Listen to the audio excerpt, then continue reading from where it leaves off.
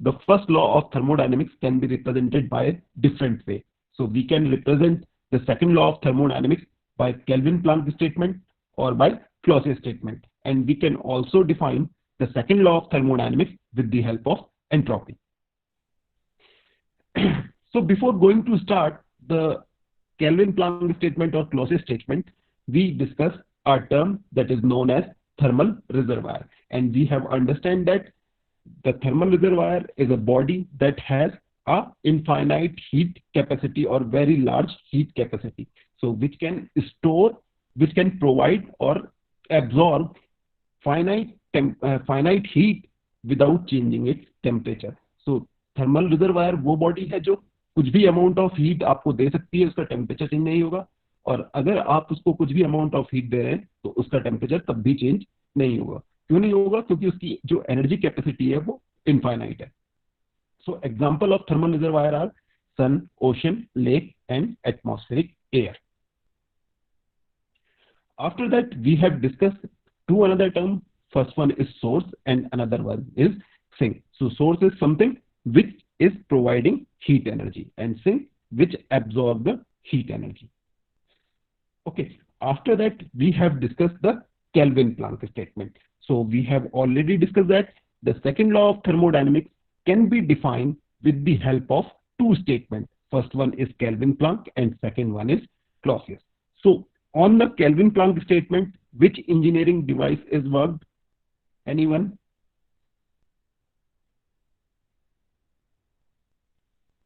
Anyone?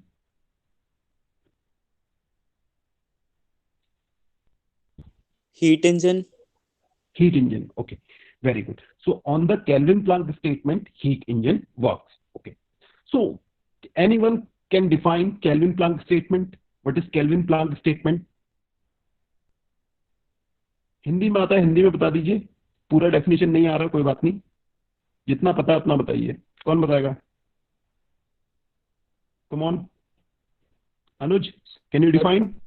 It is impossible yes. to construct a device works at the process. Okay, your voice is not clear. Okay, चलिए आप mic off कर दीजिए, मैं define कर रहा हूँ. So what is the Kelvin-Planck statement?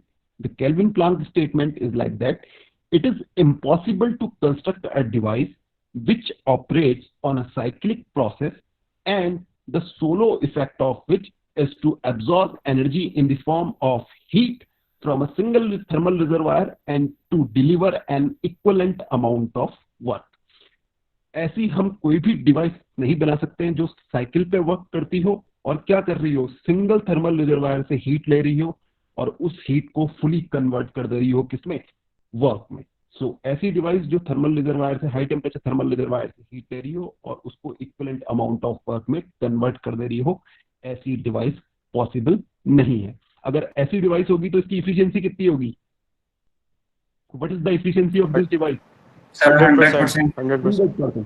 So from the second law of thermodynamics, we know that the 100% efficiency is not possible. ऐसा हो ही नहीं सकता कि हम जितनी अमाउंट ऑफ हीट दें वो सारा का सारा वर्क में कन्वर्ट हो जाए. So according to the Kelvin-Planck statement, ऐसी डिवाइस बनाना इम्पॉसिबल है जिसकी इफिशियंसी 100% हो. We have to reject some amount of heat to the low temperature reservoir और इन्वायरमेंट. तो हमको कुछ ना कुछ अमाउंट ऑफ हीट तो हमारी रिजेक्ट होगी इन्वायरमेंट में, यानी कि हम सारी की सारी हीट एनर्जी को वर्क में कन्वर्ट नहीं कर सकते. Okay. So what is possible? So this device is not possible. So what is possible? So if we are receiving heat from high temperature TH and this is low temperature thermal reservoir. So if the heat engine taking heat QH from high temperature thermal reservoir and rejecting heat QL to the low temperature reservoir, so it will produce W amount of work. So can you tell me the value of this W? What is the value of W? Sir, QH minus QL. QH minus QL, very good. So this device is known as heat engine. So heat engine is nothing but converting heat energy into mechanical work. Okay. So the efficiency of any heat engine is output upon input. So what is output? This work done. This is net work. And what is input? This QH, heat supply. So efficiency is Q net upon QH. We can put the value of W net. So the value of W net is QH minus QL. So when we put the value, we will get efficiency equals to QH minus QL upon QH. Now, if we simplify this, we will get efficiency equals to 1 minus QL upon QH. So this is the efficiency of heat engine. Okay. Now, move to the another topic, that is Clausius statement. Okay. So second law of thermodynamics can be defined by Kelvin-Planck statement and can be defined by Clausius statement. तो दोनों से आप define कर सकते हो. Now we have already defined the second law of thermodynamics with the help of Kelvin-Planck statement. Now we are going to discuss Clausius statement.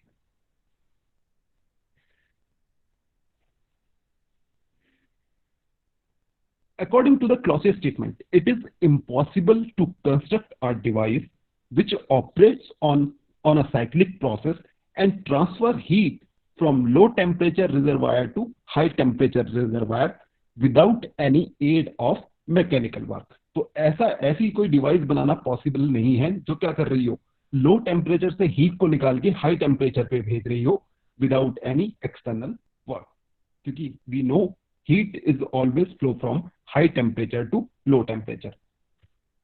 तो ऐसी कोई डिवाइस नहीं बनाई जा सकती जिससे क्या जो क्या कर रही हो without any ad of mechanical work, क्या कर रही हो, लो टेम्परेचर से हीट एक्सट्रैक्ट करके कहाँ भेज रही हो, हाई टेम्परेचर रिजर्वायर में. तो ऐसी डिवाइस क्या है, इम्पॉसिबल है. सो this is the Clausius statement. And on the Clausius statement कौन सी डिवाइस वर्क करती है? Refrigerator. Refrigerator, very good. So on this Clausius statement, our refrigerator works. So this is high temperature reservoir, and the temperature of this reservoir is TH, and this is the low temperature reservoir, and the temperature of this reservoir is TA. Now, if we want to remove heat from the low temperature QL and transfer heat to the high temperature, we must supply some amount of work. So this work is W. Can you tell me the value of this W? QL minus QH. Yes. QL minus QH. No बेटा, किसने बताया ये? हर्ष गलत है. बताइए. और कोई? Sir W plus QL is equals to QH. Okay. So देखिए, QL heat is coming from there and W work is here. So QH equals to W plus QL. Okay. So W is equal to QH minus QL. Clear? Hers clear? Yes, sir. Yes, sir. Okay. So W equals to QH minus QL. So can you tell me what is the function of refrigerator? Refrigerator क्या करता है बेटा? Refrigerator क्या करता है? Cooling, maintain the temperature. Yes. Remove the heat from the cold bodies. It? Remove the heat from cold bodies. Yes. It removes the heat from cold bodies. So we have also discussed this example. So this is our refrigerator. And inside this refrigerator, the temperature is low. So it absorbs heat from the low temperature. So that अगर ये क्या करेगा, low temperature से heat को remove करेगा, तो जो inside temperature है वो और ज्यादा डाउन हो जाएगा. तो जब तक ये हीट रिमूव करते रहेगा इनसाइड से, टेम्परेचर डाउन होता रहेगा. Suppose the temperature inside this fridge is 10 degree centigrade. If this refrigerator continuously removing heat from inside, its temperature become 0 degree centigrade inside the refrigerator.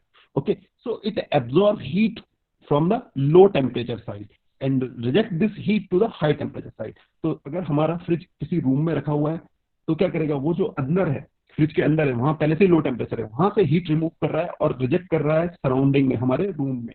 तो जो हमारा रूम है वो किसकी तरह एक्ट कर रहा है, हाई टेम्परेचर रिजर्वायर की तरह, क्योंकि वहां क्या है, टेम्परेचर हाई है। किसके कंपैरिजन में, फ्रिज के अंदर। अगर हम कंपैरिजन करें टेम्परेचर का, रूम टेम्परेचर और जो फ्रिज के अंदर इनसाइड टेम्परेचर है, तो दोनों में टेम्परेचर में अगर कंपैरिजन करें तो high temperature is room temperature. So our room temperature act as a reservoir, high temperature reservoir, और जो इनसाइड है वो लो टेम्परेचर रिजर्वायर की तरह एक्ट करेगा। Okay, so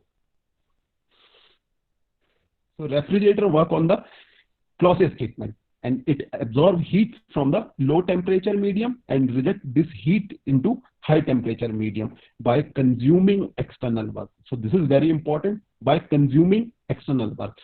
Without this external work, the heat flow from the low temperature to high temperature is not possible according to the Clausius statement. Okay, the refrigerator is used to maintain low temperature. आपने refrigerator क्यों use किया, because you want to produce low temperature, because you want to produce low temperature. Okay, यहां तक clear बेटा सबको? Any doubt? Any doubt?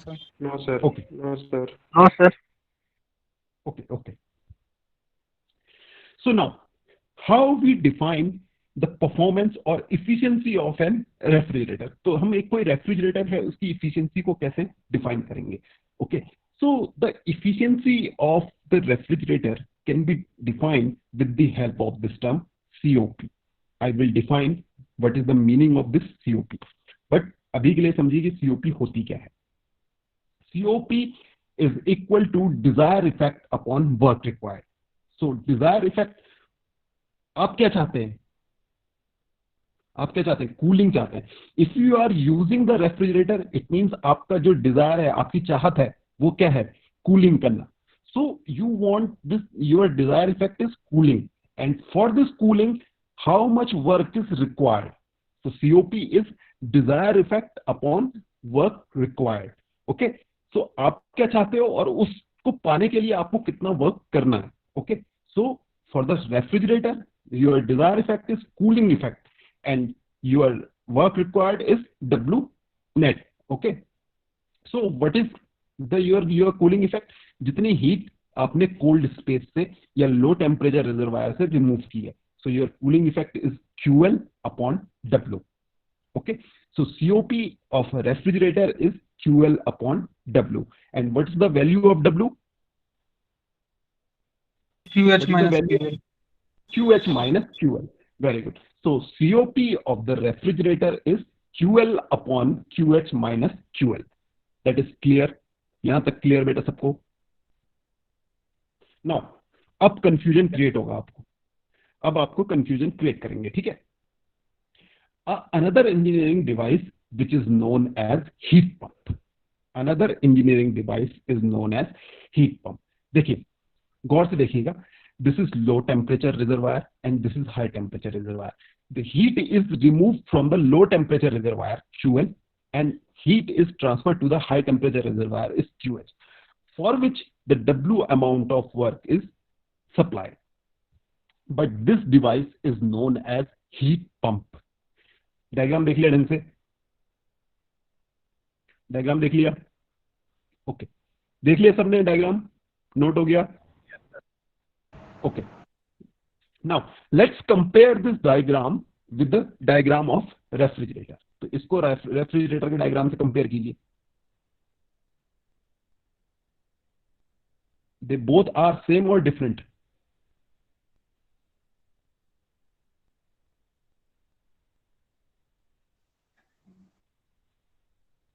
The diagram of refrigerator. In the refrigerator, here is R is written, and in the heat pump there is HP is written.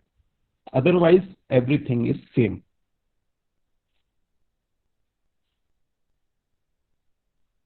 That is clear? My point is clear?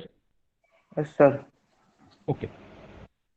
So the heat pump also worked on the Clausius statement. जो ये हमारी heat pump device है, ये भी same क्या है, Clausius statement पे work करती है।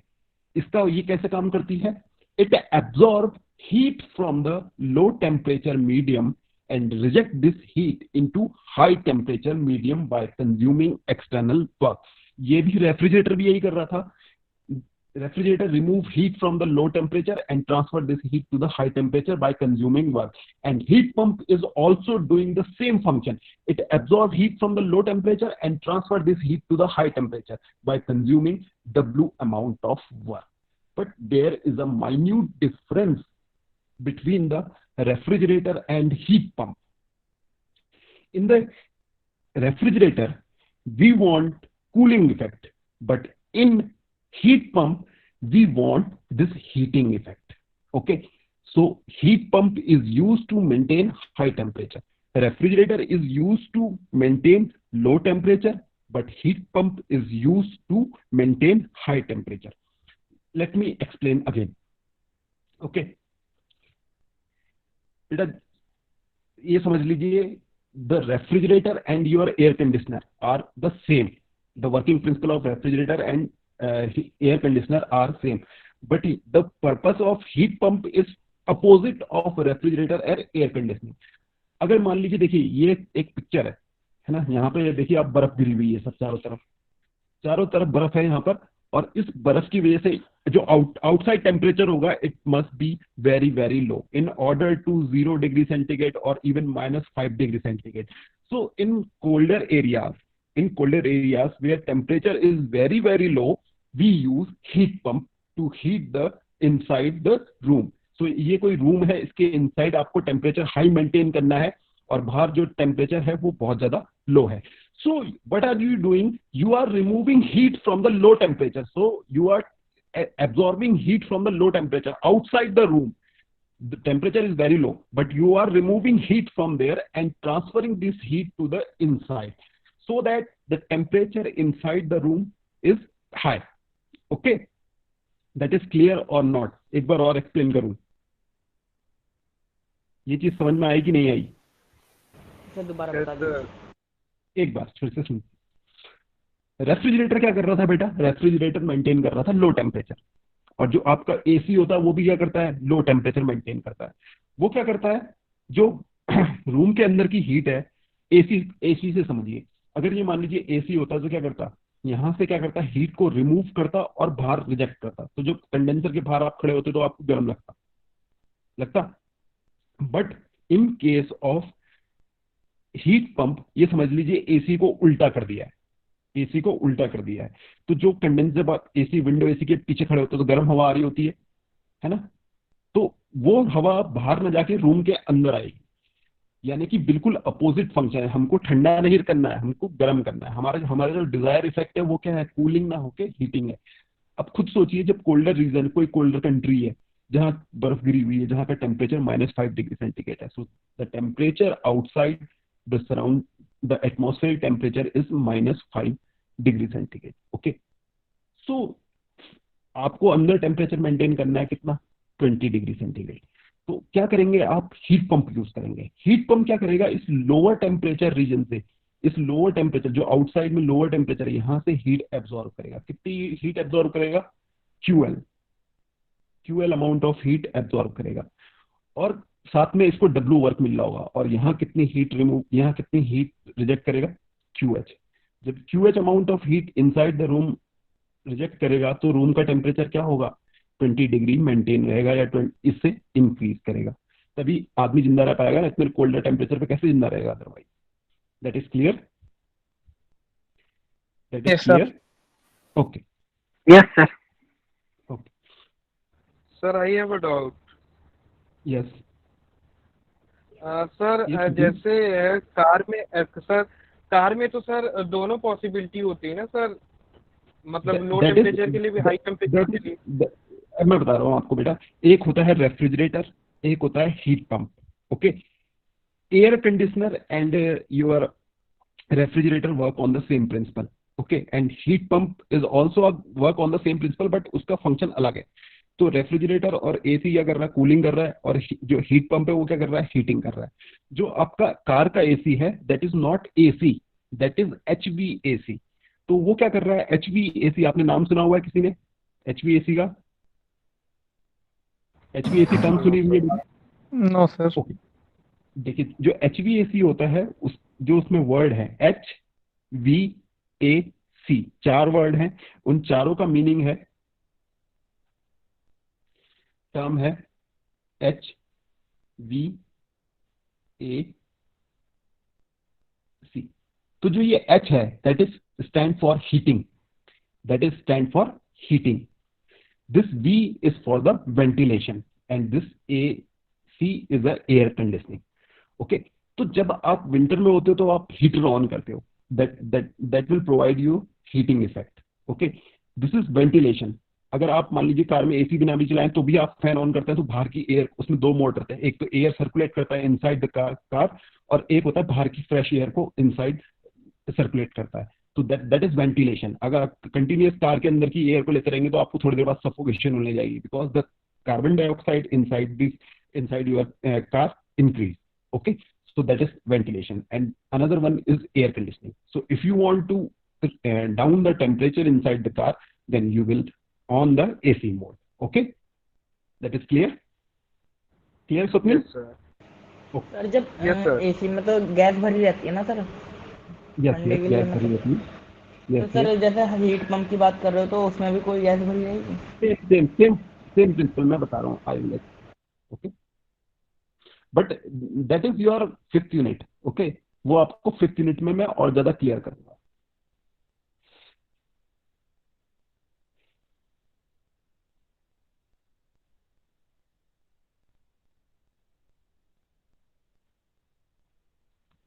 Okay, so in the refrigerator gas is filled,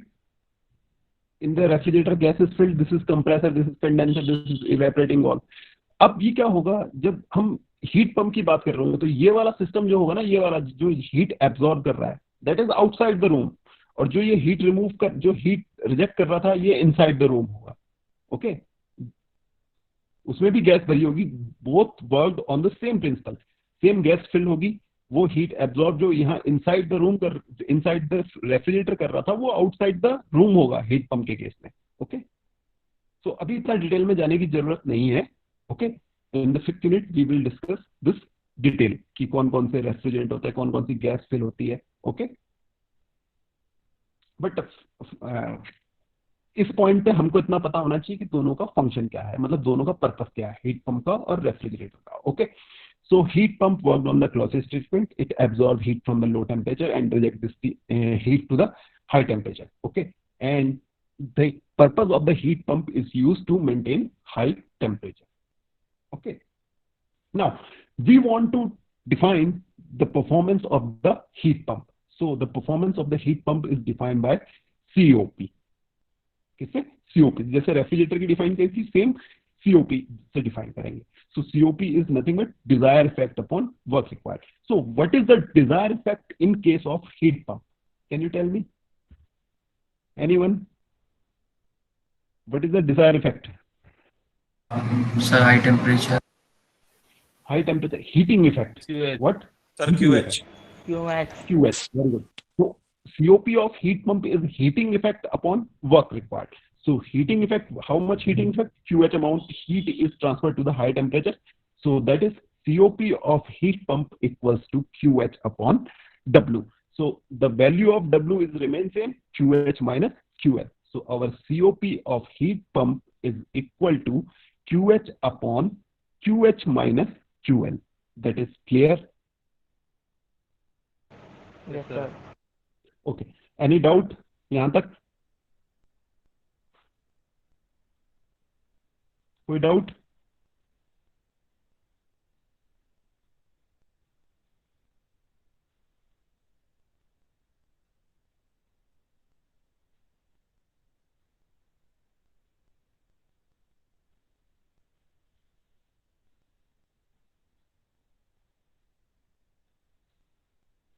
बेटा एक क्विज आया होगा आपके गूगल क्लासरूम में, उस क्विज को अटेम्प्ट कीजिए फटाफट। क्विक 2 क्वेश्चन है छोटे छोटे, उनको कीजिए फटाफट। आ गया है? Quiz is available? Respond. Yes sir. Yes sir. Okay, yes sir, आ गया। क्विज कीजिए फटाफट।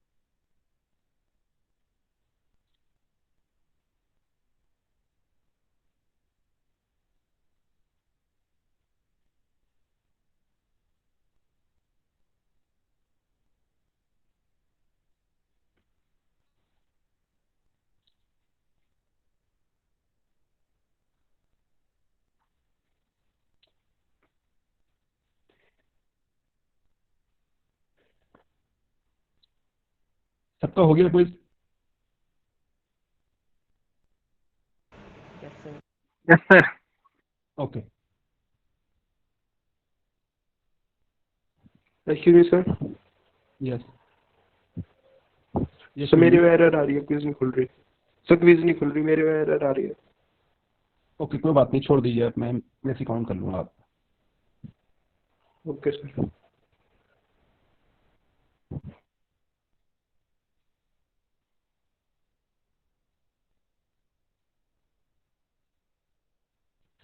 So efficiency of heat engine can be 100%? False. No, Yes sir. or no? False. No. False. The efficiency is 100%. It means it is violating the Kelvin-Planck statement. So Second according law. to the second law of thermodynamics. So according to the Kelvin-Planck statement, 100% efficiency is not possible. So if any heat engine receiving heat from any single thermal reservoir, it must reject some amount of heat to the load thermal reservoir. Second one, the efficiency is defined as net work output upon heat input. True or false? So true. True. True, because efficiency is output upon input, and output is net work output, and the input is heat input. Okay. So now let's move to the lecture. So we have discussed the heat pump and we have calculated the efficiency of heat pump. Okay. Now, let me define the difference between refrigerator and heat pump. मैं already define कर चुका हूं कि heat pump क्या होता है, refrigerator क्या होता है। Now I am just differentiating between refrigerator and heat pump. Okay, so this is our refrigerator. So refrigerator work upon two thermal reservoir. One is high temperature thermal reservoir and second one is low temperature thermal reservoir. It absorbs heat from the, and it consumes the W amount of work and remove heat QL and transfer this heat to the high temperature reservoir. When this is refrigerator, our high temperature reservoir is TH, which is equal to T atmosphere. Why? Because in the refrigerator we are removing this QL amount of heat from the refrigerator, inside the refrigerator. हमारा जो low temperature है वो कहाँ है? जो fridge के अंदर है। And our heat is rejected to the high temperature reservoir. वो क्या है? हमारा रूम है। हम किसमें कर रहे हैं? ये जो हीट रिजेक्ट हो रही है रेफ्रिजरेटर की, वो कहाँ से हो रही है? जो उसके पीछे कंडेंसर है फ्रिज के पीछे, वहीं तो रिजेक्ट हो रही है। और वो कहाँ हो रही है? Inside the room. So our atmospheric temperature, जो हमारा एटमॉस्फेरिक टेम्परेचर था, वो क्या है? Room temperature. and this amount of heat is rejected in the, कहाँ रिजेक्ट हो रही है, inside the room. So our high temperature reservoir temperature is equal to the temperature of atmosphere. ये चीज किसको क्लियर नहीं हुई बेटा? ये डाउट बने रहेंगे, जिसको नहीं समझ में आ रहा है पूछिए अभी। मैंने पहले भी कहा है, जिसको जहां पे नहीं आता है वहां पे पूछिए, 100 बार पूछिए आप। एक बार अलग अलग तरीके से अब देखो बेटा, जो रेफ्रिजरेटर होता है हमारा, है ना, रेफ्रिजरेटर क्या करता है, हीट रिमूव करता है कहां से, लो टेम्परेचर रिजर्वायर से। लो टेम्परेचर कहाँ है, फ्रिज के अंदर की बाहर, अंदर। अंदर है। ओके, तो वहां से हीट रिमूव करी उसने, ठीक है। उसके लिए उसने डब्ल्यू वर्क लिया, हमने फ्रिज का जो तार है वो हमने प्लग इन किया, ऑन किया, इलेक्ट्रिक सप्लाई दी, वर्क किया सिस्टम के ऊपर। Okay, now and this QH amount of heat कहाँ रिजेक्ट हुई है बेटा? जो उसने हाइट सराउंडिंग में। सराउंडिंग में कहाँ? फ्रिज आपका कहाँ रखा हुआ है? रूम में रखा हुआ है ना? रूम। जो हाई टेम्परेचर रिजर्वायर है वो क्या है आपका? रूम टेम्परेचर, यानी कि आपका atmospheric temperature. That is clear और नॉट? समझ में आया? Yes sir. It is clear? Okay. Now talk to heat pump. So heat pump is also worked on the two thermal reservoir, that is high temperature thermal reservoir and low temperature thermal reservoir, and it also consume W amount of work and absorb heat QL from the low temperature reservoir and transfer this heat to the high temperature reservoir. अब मुझे कोई बताएगा कि ये जो लो temperature reservoir है ये कौन सा टेम्परेचर है? Sir atmospheric temperature. Atmospheric temperature. Yes, Very good. So this low temperature thermal reservoir is a atmospheric temperature. Okay. So this is the main difference of in refrigerator and heat pump. So in the refrigerator, the high temperature thermal reservoir is the atmospheric temperature, and in the heat pump, the low temperature reservoir is the low is the atmospheric temperature. So this is the main difference. Another difference, in the refrigerator we want cooling effect. We want cooling effect QL, and in the heat pump we want heating effect QH. That is clear or not? यहाँ तक बेटा clear है कि नहीं है? Yes sir. Okay, very Yes, good. sir. Now एक ये question frequently exam में पूछा जाता है कि prove that the COP of heat pump is equal to 1 plus COP of refrigerator. if we have, suppose जैसे ये कंडीशन है हमारे पास, we have heat pump, we have refrigerator and heat pump which are working on the between two temperature limit TH upon TL, ठीक है। तो TH upon TL के बीच में work कर रहे हैं जो सेम टेम्परेचर है, TH भी सेम है, जो जितना हाई टेम्परेचर ये है उतना ही हाई टेम्परेचर ये है, जितना लो टेम्परेचर ये है उतना ही लो टेम्परेचर ये है, ठीक है। तो सेम अगर टेम्परेचर लिमिट के बीच में काम कर रहे हैं तो जो हीट पंप की जो COP होगी वो रेफ्रिजरेटर से एक ज्यादा होगी, ये प्रूफ करने को आता है। So can you proof it? So what is the value of COP HP? Heat pump की COP कितनी होती है बताइए कोई? Sir QH sir QH upon QH plus yes sir. So COP of heat pump is QH upon W.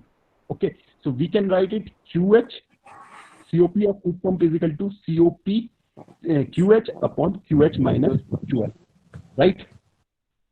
ये लिख सकते हैं। Now, if we add 1 and minus 1 on this side, we will get, अगर मैं एक जोड़ दूं एक घटा दूं कोई फर्क पड़ेगा इस एक्सप्रेशन में? No, COP of सर। pump, no sir. we can add 1 and minus 1. इसको सॉल्व करेंगे तो COP ऑफ हीट पंप, अब 1 जो प्लस वाला 1 है उसको एज इट इज रहने दिया, जो माइनस 1 था इसको इसके साथ ले गए इस टर्म के साथ, तो क्या आ जाएगा QH अपॉन QL अपॉन में, ये QH ऐसे ही रहेगा, माइनस ये चीज समझ में आ रही है कि नहीं आ रही है? क्या होगा अगर इसको मैं सॉल्व करूं, इसको छोड़ दीजिए अभी यहां से, तो क्या होगा QH minus in bracket QH minus QL bracket upon में QH माइनस QL प्लस 1। अगर मैं इस माइनस साइन से मल्टीप्लाई करूं so we will get QH minus QH और ये minus minus plus QL। Clear? ये चीज समझ में आई? Yes, sir. Yes, sir. Now QH will be cancel out with QH and we will get क्या आएगा बताइए? Sir QL upon COP QH of minus QL plus 1. COP of HP is equal to QL upon QH minus QL plus 1. Can you tell me what is this value? QL upon QH minus QL क्या बोलता हूँ मैं? COP of R. COP of R, COP of refrigerator. Okay, COP of refrigerator. So COP, this is the COP of refrigerator. So COP of heat pump is equal to COP of refrigerator plus 1. Clear? Clear? Yes, sir. Yes, sir. Okay. So left hand side is equal to right hand side. So we have proof COP of heat pump is greater than unity of COP of refrigerator. Okay. ये derivation जो है numbers of time आ चुका है, ठीक है, university exam में. Now we have discussed lot about COP. So now we are going to define what is this COP. ये COP है क्या? The efficiency of a refrigerator and heat pump is expressed in term of coefficient of performance. That is short name is COP. तो जो efficiency होती है किसकी? Refrigerator की और हीट पंप की किससे डिफाइन की जाती है? कोफिशिएंट ऑफ परफॉर्मेंस, यानी कि ये परफॉर्मेंस बता रहा है किसकी? रेफ्रिजरेटर की और हीट पंप की. डिफाइन की जाती है COP से. If it is for refrigerator then we write COPR and if it is for heat pump we write COPHP. Okay, the value of COP can be greater than unity. तो COP की value 1 से ज्यादा हो सकती है. COP की value 1 से ज्यादा हो सकती है. इसी वजह से इसको इफिशियंसी से डिफरेंट रखा गया है, ठीक है, क्योंकि हम जानते हैं कि थर्मल इफिशियंसी 1 से ज्यादा नहीं हो सकती. According to the Kelvin Planck statement किसी भी चीज की इफिशियंसी 1 से ज्यादा नहीं हो सकती है, 100% नहीं हो सकती है, क्योंकि जितना कोई भी चीज 100% इफिशियंट. यस,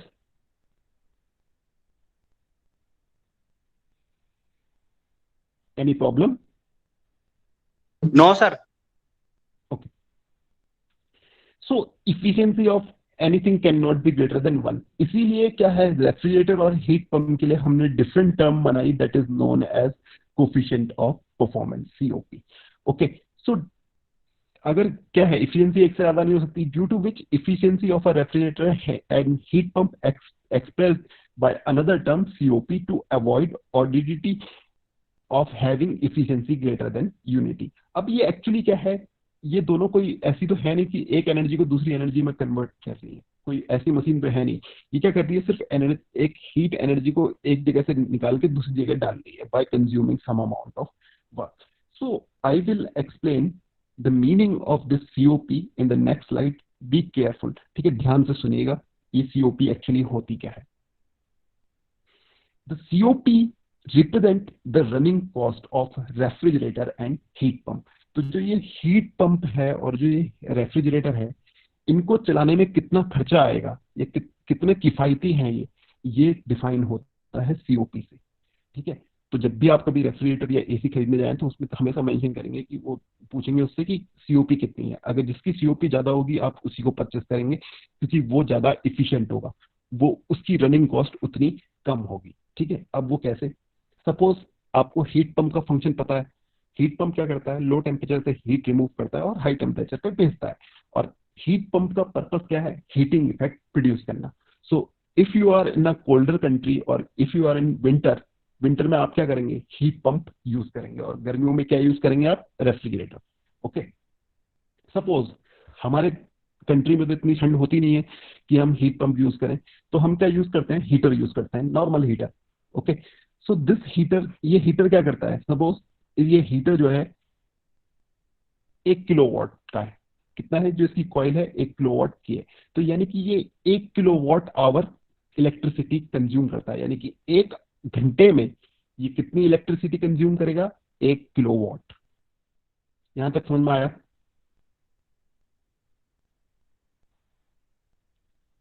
यहां तक समझ में आया? Yes sir.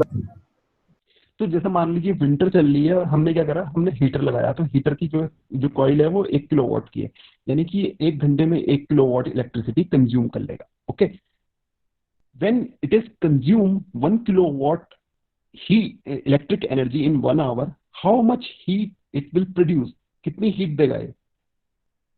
1 किलोवाट ही हीट देगा हमको। नहीं समझ में आया? ये चीज समझ में आई कि नहीं आई? बताएंगे? Yes sir. Yes sir. जैसे आपकी पानी गर्म करने की रॉड होती है या आपका जो हीटर होता है, तो जितनी इलेक्ट्रिसिटी वो कंज्यूम करता है उतनी ही हीट वो जनरेट करता है, according to the first law of thermodynamics. तो क्या करा उसने, 1 किलोवाट हीट कंज्यूम करी 1 घंटे में, और इतनी हीटिंग इफेक्ट प्रोड्यूस किया रूम के अंदर। तो हमने 1 किलोवाट हीट हमने खर्च करी और हमको इतना हीटिंग इफेक्ट मिला, जिसकी वजह से हमारा रूम हीटर हो गया। But instead of it, if we are using heat pump, हम क्या यूज कर रहे हैं, heat pump. Heat pump use कर रहे हैं जिसकी सीओपी है 4, जिसकी सीओपी कितनी है, 4। अगर हम 4 सीओपी का हीट पंप यूज कर रहे हैं और उसको हम वर्क सप्लाई दे रहे हैं 1 किलोवाट आवर, यानी कि 1 घंटे में 1 किलोवाट एनर्जी दे रहे हैं, तो हमको हीटिंग इफेक्ट कितना मिलेगा? एनीवन? फिर से सुन लीजिए, एक बार फिर से सुन लीजिए। पहले हम क्या कर रहे थे, हीटर यूज कर रहे थे, तो हम 1 किलोवाट उसको हीट दे रहे थे, 1 किलोवाट आवर हीट दे रहे थे, तो हमको हीटिंग इफेक्ट भी 1 किलोवाट आवर मिल रहा था। Now we are using heat pump. अब हम क्या यूज कर रहे हैं, हीट पंप यूज कर रहे हैं। तो जब हम हीट पंप यूज कर रहे हैं जिसकी सीओपी कितनी है, 4 है, इसकी सीओपी 4 है, और हम इलेक्ट्रिक सप्लाई दे रहे हैं 1 किलोवाट आवर, यानी कि 1 किलोवाट आवर वो कंज्यूम कर रहा है। जो ये वर्क है ये W 1 किलोवाट आवर है। तो ये कितना हमको हीटिंग इफेक्ट देगा? 4 kilowatt. Sir 4। 4 kilowatt. Yes sir. देखिए, what is the COP of heat pump? COP of heat pump क्या होती है बेटा? QH upon W. W QH upon W. COP is given, that is 4, work is given 1, तो यानी कि QH कितना होगा, 4 किलोवाट। तो यानी कि हमको सिर्फ 1 kilowatt efficient, 1 kilowatt energy supply करके, वर्क सप्लाई करके हमको 4 गुना हीट मिली है। और जबकि यहाँ पर जब हम हीटर यूज कर रहे थे, तो जब हम 1 किलोवाट दे रहे थे तब भी हमको 1 किलोवाट ही हीटिंग मिल रही थी। तो कौन सा बेटर है? Heat pump. Heat pump. अगर इसकी सीओपी 5 होती, अगर एक और हमारे पास हीट पंप होता है जिसकी सीओपी 5 होती, तो हम कौन सा यूज करते हैं, 5 वाला या 4 वाला? 5 वाला. 5। It means the value of COP जितनी ज्यादा होगी, हमारी रनिंग कॉस्ट उतनी ही कम होगी। तो जो ये सीओपी है ये क्या रिप्रेजेंट करती है बेटा, running cost of refrigerator and heat pump. तो जितनी ज्यादा वैल्यू ऑफ सीओपी होगी उतनी ही हमारी रनिंग कॉस्ट कम होगी। That is clear? सर ये सीओपी जो है फिक्स रहती है, जैसे जैसे हम हीट पंप लेने जाते हैं, मतलब लगवाना हो तो फिक्स रहती है सीओपी? हाँ बेटा, लिखी रहती है उस पर। Okay sir. Actually it depends कि आपके जो ये रेफ्रिजरेटर है या फ्रिज है उसमें कौन सी गैस भरी है ना, कितनी कैपेसिटी का है, अंदर क्या क्या ऑक्सिलरी सिस्टम लगे हुए हैं, किस किस टेम्परेचर लिमिट पे, वो सब हम डिस्कस करेंगे detail in the 5th unit. अपनी जो हमारी रेफ्रिजरेशन की 5th यूनिट पूरी यूनिट है उसमें डिस्कस करेंगे। ओके, तो ये मेंशन रहता है। आप कभी भी किसी भी एसी का आप पैकिंग देखेंगे या आप किसी रेफ्रिजरेटर की पैकिंग देखेंगे तो उसमें लिखा होगा कि सीओपी कितनी है। Okay, so that is clear? Yes sir. यहाँ तक क्लियर है बेटा सब? Yes sir. और एक्सप्लेन करना है एक बार कुछ?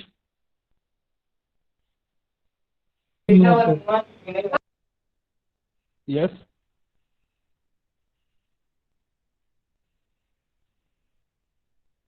Do you need further explanation of anything? आगे बढ़ूं? Yes sir. Okay. Yes sir.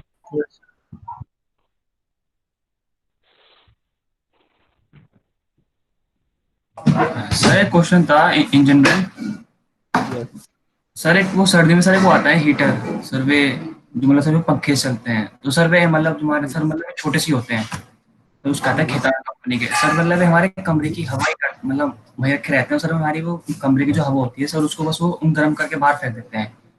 तो सर मतलब क्या वो मतलब सर क्या वो मतलब कहते हैं हीट पंप, वो हीटर ही कहलाए? वो हीट कंपनी है। एक्चुअली क्या है कि ये हीटर है, उसमें क्या होता है, एक इलेक्ट्रिक कॉइल लगी होती है। अब हीट ट्रांसफर के लिए क्या है, आपने पढ़ा है दो three modes of heat transfer: conduction, convection and radiation. Okay, so when जब भी आप इसमें इलेक्ट्रिक सप्लाई करेंगे तो due with the help of radiation कुछ हीट ट्रांसफर तो ऐसे हो रही है। कंडक्शन तो हो नहीं रहा है, कंडक्शन एयर मॉलिक्यूल्स में होता नहीं है, बट जब आप एक फैन दे देते हैं यहाँ पर तो क्या करता है, हीट को फ्लो करता है तेजी से। ओके, तो वो क्या कर रहा है, रूम की एयर को ला रहा है। रेडिएशन से धीरे धीरे ही टाइम लगेगा, but when you on the pump, when you on the fan, वो क्या करता है, कन्वेक्शन बढ़ा देता है। तो वो क्या करेगा, रूम की एयर को पीछे से सक करेगा और उस कॉइल के ऊपर से फ्लो करेगा। जब कॉइल के ऊपर से फ्लो करता है तो वो क्या करता है, हीट ट्रांसफर को बढ़ा देता है। अदरवाइज अगर आप सिंपल, अगर यहाँ पर इसमें फैन ऑन नहीं है तो धीरे धीरे with the help of radiation और कंडक्शन बहुत थोड़ा और कन्वेक्शन भी बहुत थोड़ा होगा, क्योंकि नेचुरली होगा। पहले हीट जो यहाँ पर मान लीजिए जो कांटेक्ट में, जो इसके कांटेक्ट में जो एयर मॉलिक्यूल्स होंगे वो हीट होंगे, तो हीटों के ऊपर को जाएंगे, और बायंसी से जो हैवी मॉलिक्यूल है, जो जो कूल्ड एयर के, वो टॉप से नीचे आएंगे। तो दैट इज नेचुरल कन्वेक्शन, तो इसमें टाइम लगेगा। बट अगर यहाँ पर एक फैन रहेगा तो क्या करेगा, पीछे से एयर सक करेगा और इसके ऊपर से फ्लो करेगा, तो जल्दी हीटिंग होगी room. Okay, so that is not a heat pump. Okay sir. Yes sir. Okay. So now we are moving to the another topic, that is equivalence of two statements. So we have discussed that the second law of thermodynamics can be defined with the help of two statements, that is Clausius statement and Kelvin-Planck statement. So we can define the second law of thermodynamics by any statement, चाहे आप kelvin Planck बताइए, चाहे आप Clausius बताइए, आप किसी भी statement से आप सेकंड लॉ को डिफाइन कर सकते हैं। Okay, so equivalence of two statement का मतलब यह है कि दोनों स्टेटमेंट वैलिड है, दोनों स्टेटमेंट सेकंड लॉ को डिफाइन कर रहे हैं। अगर कोई डिवाइस अगर आपके एक भी स्टेटमेंट को गलत कह रही है, गलत प्रूफ कर रही है, वॉयलेट कर रही है, उल्लंघन कर रही है, तो वो दूसरे स्टेटमेंट का भी उल्लंघन करेगी। अगर कोई डिवाइस एक को भी सपोर्ट कर रही है तो दूसरे को भी वैलिड करेगी, दूसरे को भी फॉलो करेगी। ये चीज कैसे, अभी समझते हैं, ठीक है। तो पहली चीज तो ये समझिए कि अगर हम सेकंड लॉ बता रहे हैं तो हम किसी भी स्टेटमेंट से बता सकते हैं। अगर कोई डिवाइस ऐसी है जो एक भी स्टेटमेंट को गलत प्रूफ कर रही है, तो ऑटोमेटिक सी बात है वो दूसरे को भी फुलफिल नहीं कर सकती, वो दूसरे को भी गलत प्रूफ करेगी। ओके, तो वायलेशन ऑफ एनी स्टेटमेंट, चाहे केल्विन प्लैंक स्टेटमेंट का वायलेशन कर दीजिए तो ऑटोमेटिकली क्लॉसियस स्टेटमेंट का वायलेशन हो जाएगा। अगर आप एक का भी उल्लंघन करते हैं तो दूसरे का उल्लंघन ऑटोमेटिक हो जाएगा, because both are parallel statement, दोनों सेकंड लॉ के स्टेटमेंट है। अगर आप एक को भी गलत प्रूफ करेंगे तो ऑटोमेटिकली वो डिवाइस के लिए दूसरा भी गलत ही प्रूफ होगा। कैसे, अभी समझते हैं। The Kelvin Planck and the Clausius statement are equivalent in their consequences. तो दोनों ही जो केल्विन प्लैंक एंड क्लॉसियस हैं वो दोनों ही इक्विवेलेंट हैं। And either statement can be used to expression of the second law of thermodynamics. So I have already told you कि आप किसी भी statement से second law of thermodynamics बता सकते हैं। Any device that violates the Kelvin-Planck statement also violates the Clausius statement. अगर कोई भी डिवाइस ऐसी मिल गई जो क्या कर रही है, वॉयलेशन कर रही है किसका, केल्विन प्लैंक स्टेटमेंट का, तो ऑटोमेटिकली वॉयलेशन करेगी किसका, क्लॉसियस स्टेटमेंट का। अगर वो कह रही है कि केल्विन प्लैंक स्टेटमेंट गलत है तो वो ये भी कहेगी कि क्लॉसियस स्टेटमेंट गलत है, या फिर vice versa. If any device violates the Kelvin Clausius statement, it automatically violates the Kelvin Planck statement. Okay, ये चीज समझ में आई। तो यानी कि क्योंकि दोनों क्या है, सेकंड लॉ बता रहे हैं, तो ऐसा नहीं हो सकता कि कोई भी डिवाइस ऐसी हो कि जो एक को गलत बता दे और कहे नहीं दूसरा वाला सही है, पहला वाला। गलत है। ऐसा पॉसिबल नहीं है। अगर आप एक को वॉलेट करेंगे तो दूसरा ऑटोमेटिकली वॉलेट होगा।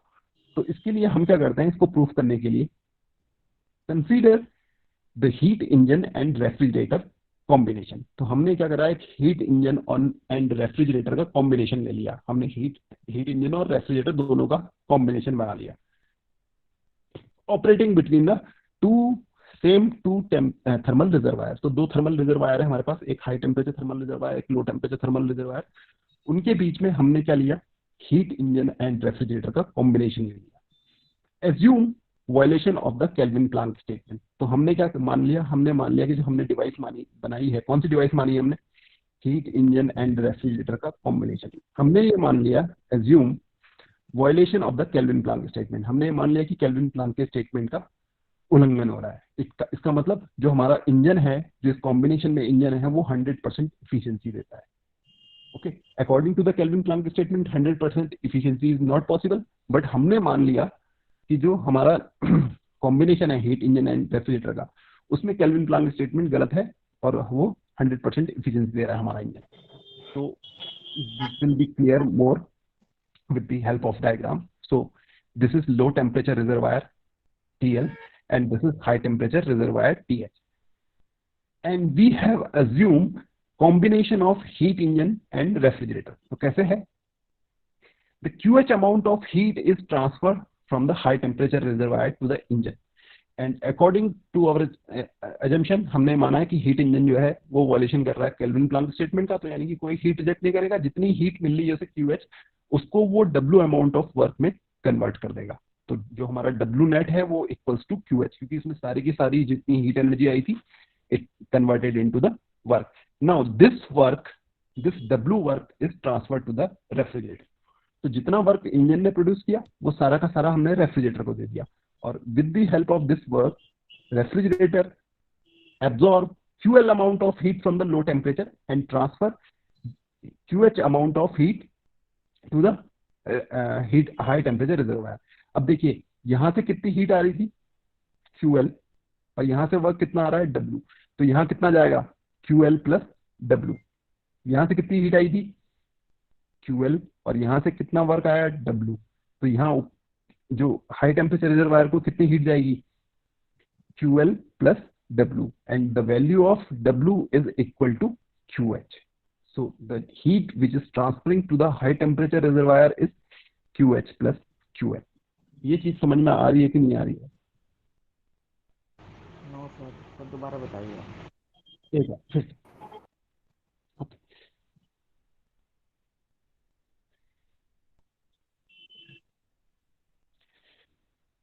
ये चीज समझ में आ गया था? यहाँ तक सब समझ में आ गया था? ये चीज क्लियर हो गई थी बेटा? बताइए। Yes, यहाँ तक क्लियर थे? Yes sir. फिर से एक्सप्लेन कर रहा हूँ, दोबारा से शुरू से एक्सप्लेन कर रहा हूँ। ओके, अब आज टाइम कम बचा है, 2-4 मिनट बचे हैं, तो in the next class we will discuss again, मगर फिर भी सुन लीजिए अभी, ठीक है? केल्विन प्लांक और क्लॉसेस दोनों स्टेटमेंट से हम सेकंड लॉ डिफाइन कर सकते हैं। Okay, any device that violates the Kelvin Planck statement also violate the Clausius statement. अगर हम केल्विन प्लांक स्टेटमेंट का उल्लंघन करेंगे तो क्लॉसेस स्टेटमेंट का उल्लंघन ऑटोमेटिकली हो जाएगा। तो हमने क्या माना, हमने एक हीट इंजन और रेफ्रिजरेटर का कॉम्बिनेशन मान लिया। ठीक है, कॉम्बिनेशन मतलब हमने हीट इंजन और रेफ्रिजरेटर को साथ में अटैच कर दिया, यानी कि जितना इंजन वर्क प्रोड्यूस करेगा उससे रेफ्रिजरेटर चलेगा, दोनों अटैच है आपस में। और हमने माना कि हम वायलेशन कर रहे हैं किसका, केल्विन प्लांक स्टेटमेंट का। तो जब हम केल्विन प्लांक स्टेटमेंट का उल्लंघन कर रहे हैं तो the heat supply from the high temperature reservoir is QH।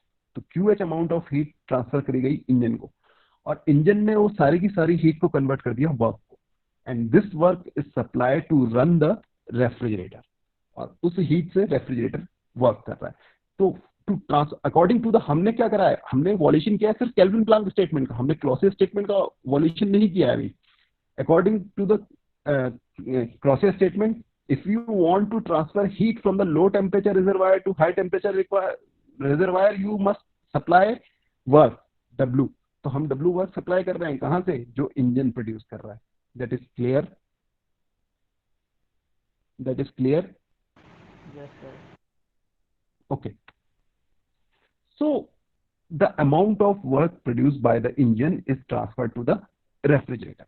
Okay, so by consuming the W amount of work, refrigerator absorb heat from the low temperature reservoir and transfer this heat to the high temperature reservoir. So how much heat is absorbed by the refrigerator? QL. QL. And how much work is supplied to the refrigerator? QH. QH or W. Okay. So how much heat is rejected by the refrigerator to the high temperature reservoir? कितनी heat reject होगी? Sir दोनों का सम QH plus QH plus QL. QH plus QL. Okay, that is clear. So we have violated the Kelvin-Planck statement, but we are not violating the Clausius statement. Okay. अगर इसको आप गौर से देखें,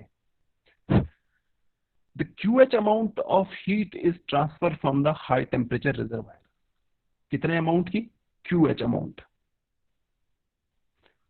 And refrigerator is transferring QH plus QL amount of heat. Okay. So जितना, अगर इसको हम totally इस तरीके से देखें, हीट इंजन को रिमूव भी कर दें, तो ये क्या हो रहा है? यहां पर कितनी हीट जा रही थी? QH plus QL.